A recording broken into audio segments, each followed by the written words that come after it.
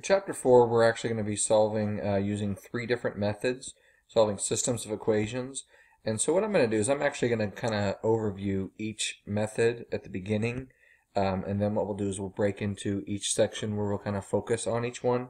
So the first section focuses on graphing, and so when I look at both of these, the idea is we want to figure out, I can do better than that, we want to figure out where this system, these two equations, where they cross, what point they have in common. So to do that, we need to graph this and put it in y equals mx plus b. So this first one is not y equals mx plus b. To get the y by itself, we would add x. And if I do it to one side, to the other, to get y is equal to x plus 1. The second one, to get the y by itself, we would subtract the x. And we would get the equation y equals negative x plus 3. Okay, so once it's in that form, we graph using the skills from the previous section. So for the top one, we would start at a y-intercept of 0b of 0, 1. 0, 1, we would plot a point. And then from there, we would use the slope, rise over run. Our slope here, if there's no number with the x, that's the same thing as a 1x. Or as a fraction, 1 over 1. So from there we would rise 1, run 1, rise 1, run 1, and that is that equation. What was it? Y equals x plus 1. The second equation, negative x plus 3, has a y-intercept at 0, 3. That's once again the b. So I go 0, 1, 2, 3, and I plot a point. And then from there we'll use our slope, which is negative, no number with the x, so negative 1 over 1. From the y-intercept of 3, we go down 1, right 1, down 1, right 1. So that's basically step 1, get both equations of y equals mx plus b, slope-intercept form. Second, we graph it. Third, our solution is a point, specifically the point where these lines cross. So visually I have to look at this and go, well, we have an x value of 1, a y value of 2, so this point is going to be 1, 2. X equals 1, y equals 2. Do not write the answer like that. Make sure that, and this is my fourth step, make sure that you, once you find the x and the y, that you write your answer as a point, x comma y, so it would be 1, 2. So just to recap, this was basically step 1. This was also part of step 1, getting everything in y equals mx plus b. Over here was 2, graphing it. Third, we found where they crossed. And fourth, make sure you write that as a point. Okay? So you're going to see that graphing has its limitations. So it's like, why do we waste our time doing it? Well, a couple reasons. It is really important that you understand that even when we solve this algebraically, our solution is a point. Specifically, the point that these lines have in common. Okay? The point where they cross. And then secondly, a lot of people are intimidated by the algebra. A lot of people are intimidated by these types of equations and all that. So if I was wanting to present, if I had two equations that, and I wanted to figure out where they crossed, and I was presenting that to people, this right here would be a much better visual representation to show where they cross and help people that are more intimidated by numbers understand and approach the math. Okay? All right, so let me, that's fine. Before we go on, we should be able to check the solution. Our point is 1, 2. If this is right, we should be able to plug the point in, and it should work for both equations. So our first equation, y minus x equals 1. We had a y value of 2, an x value of 1. So this becomes 2 minus 1 equals 1, 1 equals 1. That checks out. Our second equation was y plus x was equal to 3. Make sure I did that right, or was it x plus y? I don't want to lie to you. No, it was y plus x. And so once again, I plug in the same numbers for the x and the y. And we can verify that 2 plus 1 equals 3, 3 equals 3. So the idea is that that works for both. That's the point they have in common. So that is the solution to that system. The homework will have you several times just checking points. That's an important skill. I'm going to focus more on solving these. Method 2. Now technically this won't show up into the next section, but I like this one example, how it's really easy to show all three. So I'm going to go through all three. Let's start with this. To use method 2, it's called substitution. We want to get either x equals or y equals. So I'm going to look at both of these equations, and I want to solve for either x or y. Well, we already kind of did that in the last section. We took the top one, we solved for y by adding x, and we got that y equaled x plus 1. So that is step 1. I need either x equals or y equals to use substitution. I'm going to tell you right now, we're going to have 3 methods, and so I don't want you to get overwhelmed. When will we graph to solve these? When I tell you. Pretty much we won't graph these because graphing has its limitation unless I specifically ask you to graph it. When will I use substitution? Generally, I don't use substitution unless this first step is already done. If I already have an x equals or y equals, then it's set up for substitution. We'll talk more about that in a future section. So what do I do now? Well, y equals x plus 1. Step 2 says we can substitute this equation, this x plus 1, into the other equation. Well, for what? Well, it's what y equals. So I go to the other equation, and I go in place of that y, and I replace it with x plus 1. What does this do for us? Well, I was just dealing with 2 equations that each had 2 variables.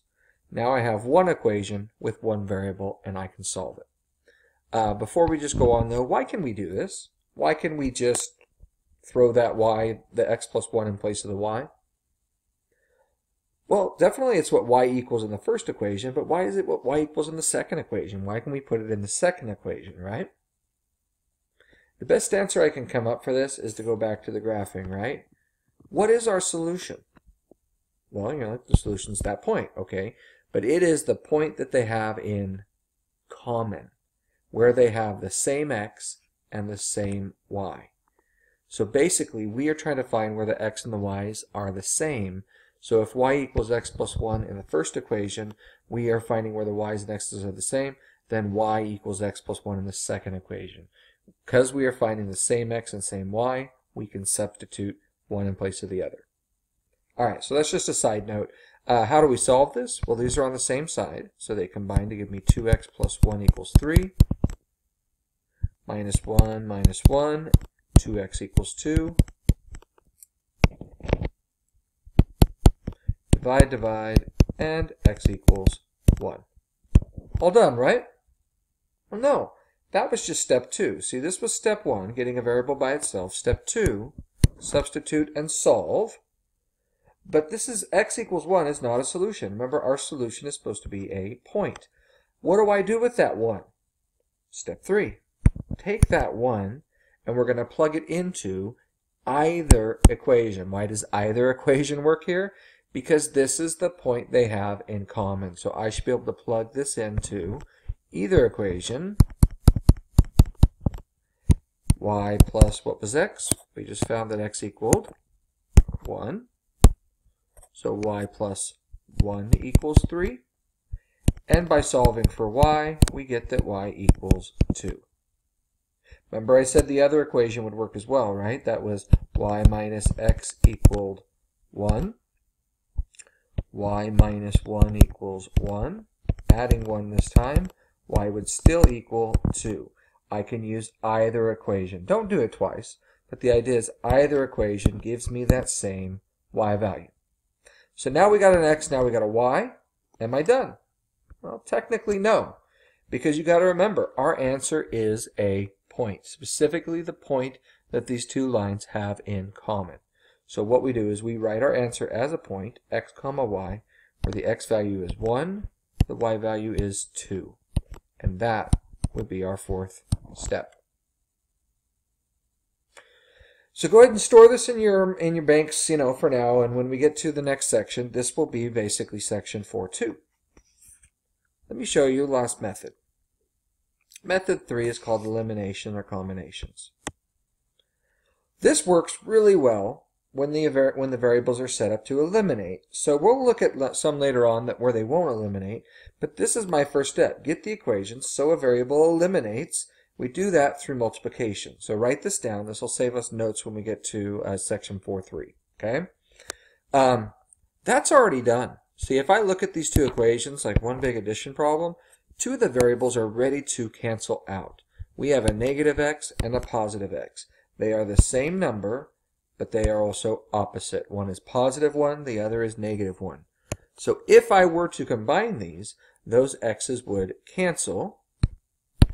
The y's would combine, and 1 and 3 would combine to make 4. So technically on this one, step 1 was already done. It will not always be done, but the x's were ready to cancel. Combining and canceling is step 2, but we're not done because it's combine, cancel, and solve. So you don't forget to solve this. So now we get that y equals 2. Is that our answer? Not necessarily, because I still need an x. So I need to go y minus x equals 1. Either equation will work. 2 minus x equals 1. Ugh. Subtract the 2. Negative x equals negative 1. Divide by the negative 1. And x equals positive 1. Did I have to plug it into that equation? No. You can substitute this number into either equation. So I could have probably done y plus x equaled, 3? And so it would be 2 plus x equals 3. Subtracting, x would equal 1. I think that was a little easier. But the idea is it will work with either equation. Last step on this, make sure your answer is still a point. What is that point? 1, 2. So this is a quick introduction to all three methods that we're going to be using. At this point I'm going to focus on 4.1, which is specifically graphing.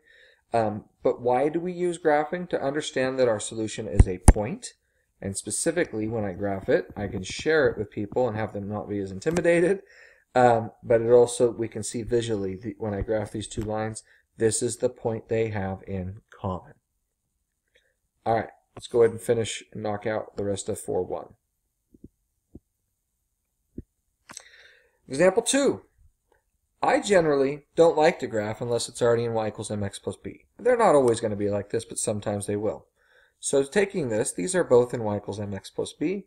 This first one has a y-intercept of 5 and a slope of negative 3 over 1. So from that 5, we go down 3, 1, 2, 3, too far, over 1, down 1, 2, 3, over 1, down 1, 2, 3, over, if I really want to get ambitious, over 1. That should be plenty of points for now. The next one is negative 3x minus 2. So that has a y-intercept of minus 2. And it has a slope of negative 3. Negative 3 over 1.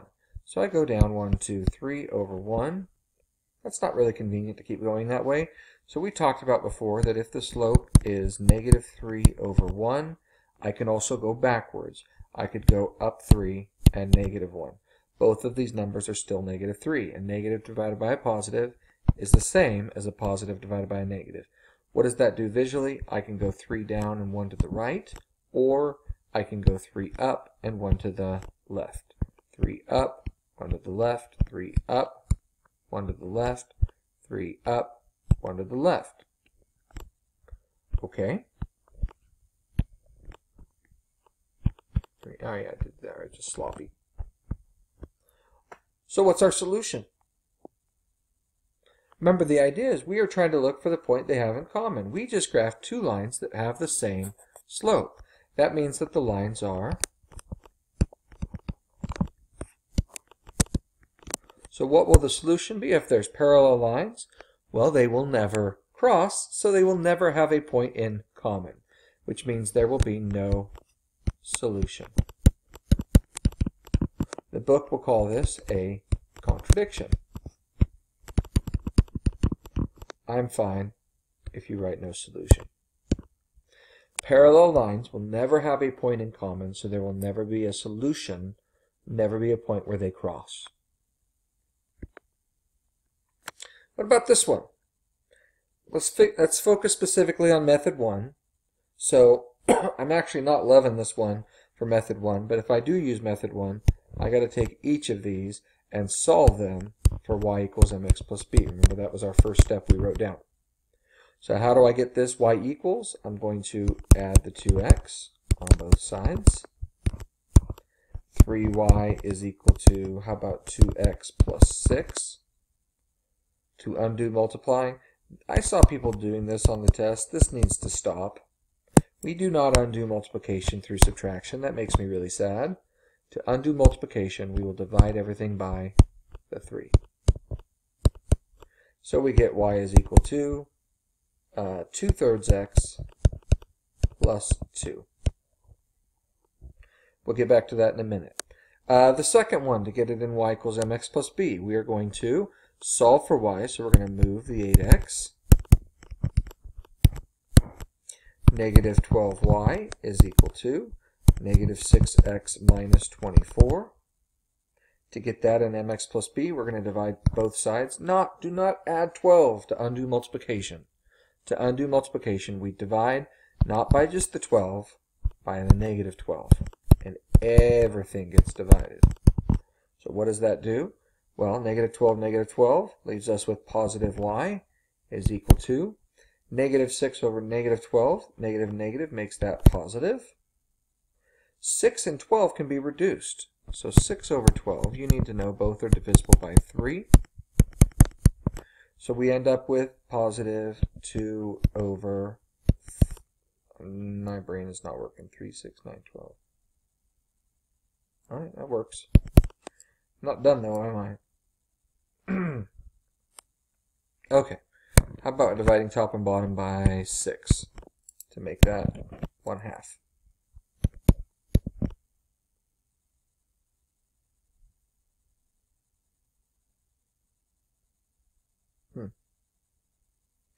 And last, a negative divided by a negative makes that positive 2. Something's just not working out the way I expected. Give me a second. 8. Why did I write a 6? Some of you are screaming at your screen like, what is your problem, you idiot? Alright, this was not supposed to be a 6. This was supposed to be an 8. See, I'm not perfect either. So 8. Fix that here. Sorry about that. 8 over 12 by 4. There we go. Gives us 2/3 x plus 2. Awesome. Some of you already noticed something. Just be patient. I want you to see what happens when we graph these. The first one, I will graph, just to keep life interesting, I'll graph the first one in red. Okay. That will have a y-intercept of 2 and a slope of up 2 over 3. If I wanted to go backwards, I could go down 2 and back 3. And there is our first line.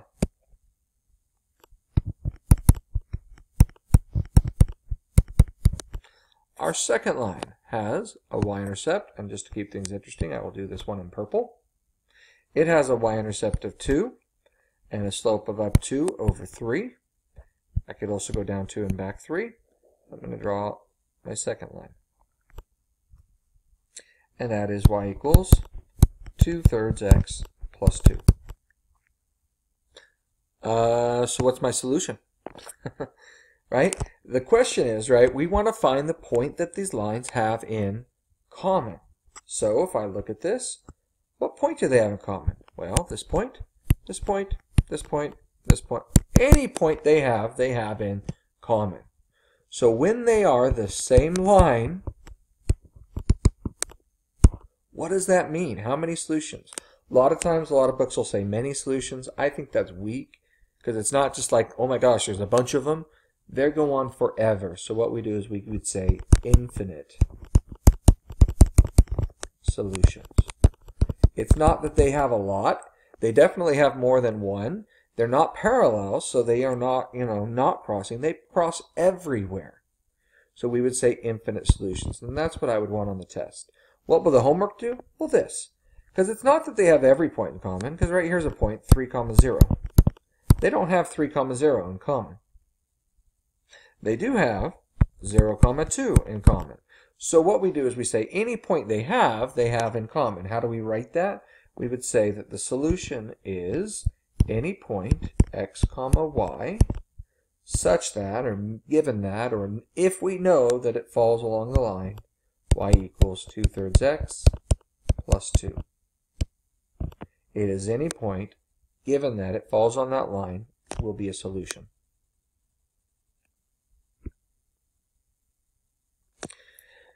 Example 4. Let's graph this sucker. Okay. Solve for y. That's step 1. So I'm going to subtract the x and get 4y is equal to negative x minus 8. Dividing both sides by 4.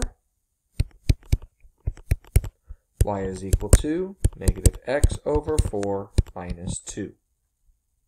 We'll get back to that. Next one. Solve for y. We're going to subtract 3x. 2y is equal to negative 3x plus 6. To undo the multiplication, divide everything by the 2. And we get y is equal to negative 3 halves x plus 3. First equation has a y-intercept of negative 2 and a slope of down 1 and to the right 4. Approximately looking something like this. I'm not being very exact at this point. The second one has a y-intercept of 3 and a slope of down 3 over 2.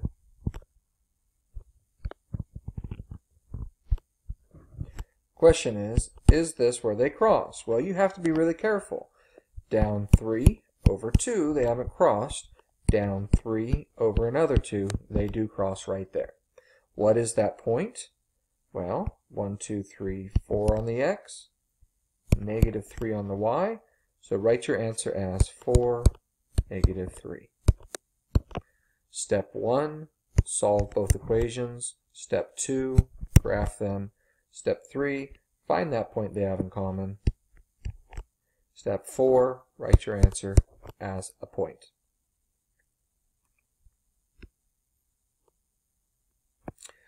Next one, 5x minus 3y equals 9. How about solve for y? Move the x. Negative 3y is equal to, how about negative 5x plus 9? We undo multiplying by negative 3 by dividing everything by a negative 3. That gives us y is equal to negative divided by negative makes that a positive. And 9 divided by negative 3 makes that negative 3. There's our first equation. Second one, solve for y. Move the x to the other side. 2y is equal to negative x plus 7. Divide both sides by 2. And y is equal to negative x over 2 plus, that doesn't simplify, does it? So we're left with 7 halves. We're left with, or if you like your decimals better, 3.5. Can we graph this? Well, maybe. I need a little more clean space here. Sorry about that. So here's what I'll do.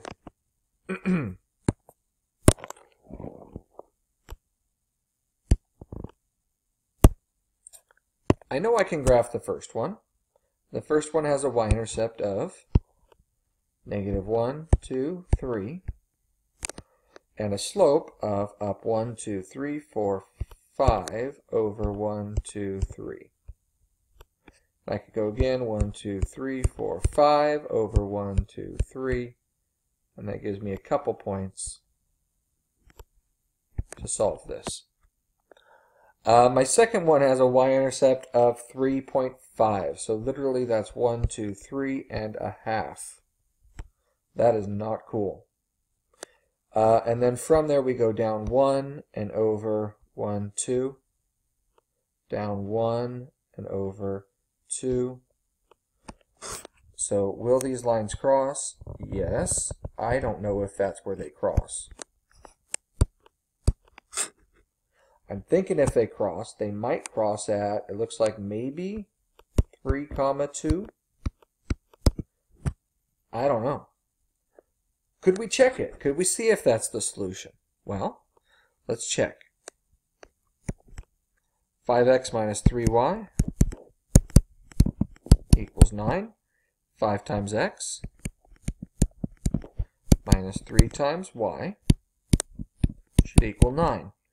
Does 15 minus 6 equal 9? 9 equals 9. Yay! Does that mean that's our answer? Remember, it has to work for both.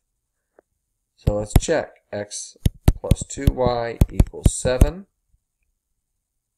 X was 3 plus 2 times 2 equals 7. Does 3 plus 4 equal 7? Sure does. That is our solution. But this is to illustrate again the limitations of graphing. See, this would be really hard to do by hand. I could do this with technology. What was it? 5x over 3 minus 3. I could do that. Graph 5x. Let's see if it'll behave. 5x over 3 plus 3. That was our first equation. I don't feel like that's right. What was it? 5x over 3. Oh, it's minus 3. That's why. So 5x over 3 minus 3.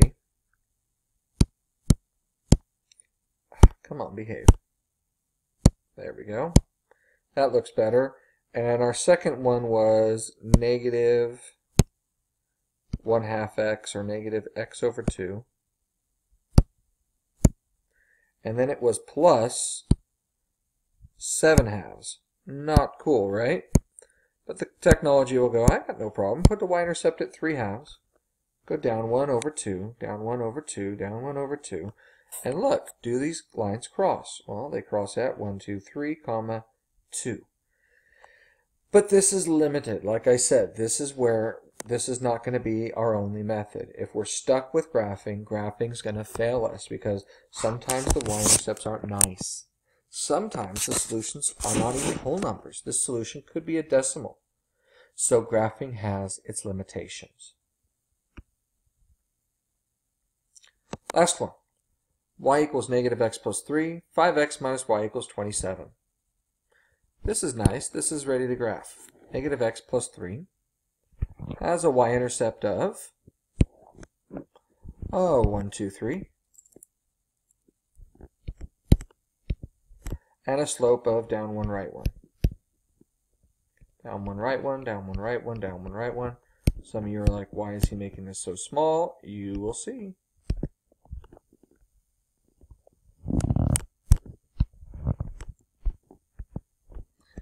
(5x minus y equals negative 27). Okay, we're going to solve that over here.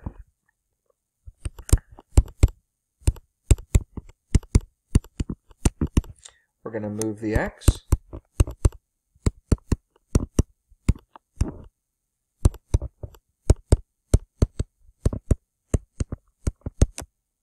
And then we got to divide by the negative to get y is equal to 5 over 1x plus 27. That's cool. We got a y-intercept of freaking 27, right?